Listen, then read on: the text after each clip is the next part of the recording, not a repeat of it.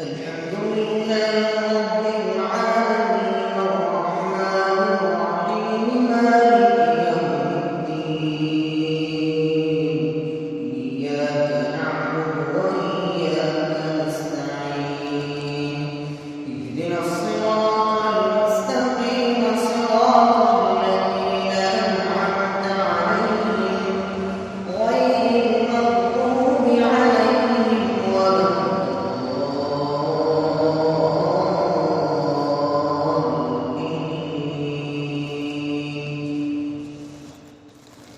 ذلك من أنباء الغيب نوحيه إليك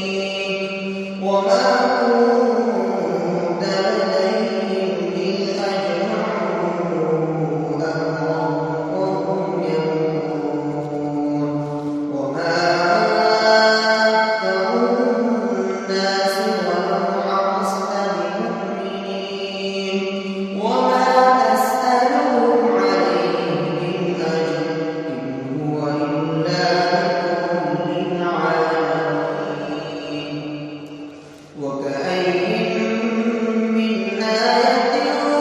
في السماوات والأرض يمرون عليها وهم عنها معرضون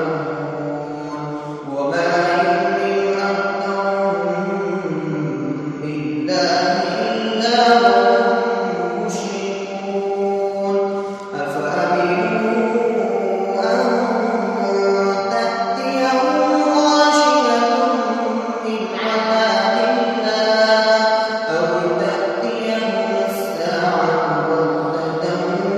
وهم لا يشعرون قل هذه سبيلي أدعو إلى الله على بصيرة أنا ومن اتبعني وسبحان الله وما أنا من المشركين وما أرسلنا من قبلك إلا رجالا نوحي إليهم من أهل القرى أفلم يسيروا في الأرض فينظروا كيف كان عاقبة الذين من قبلهم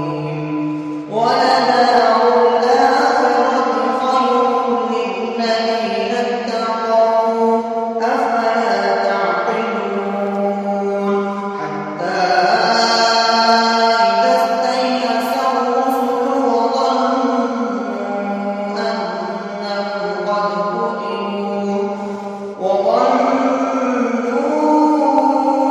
أنهم قد كذبوا جاءهم نصرنا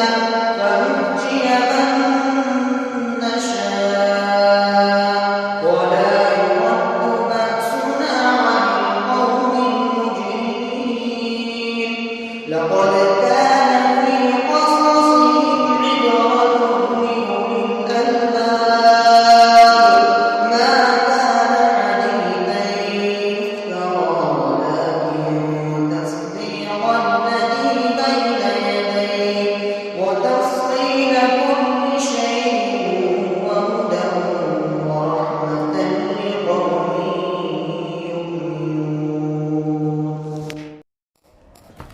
Thanks for watching. Don't forget to like, comment, share and subscribe to Al Wahid channel.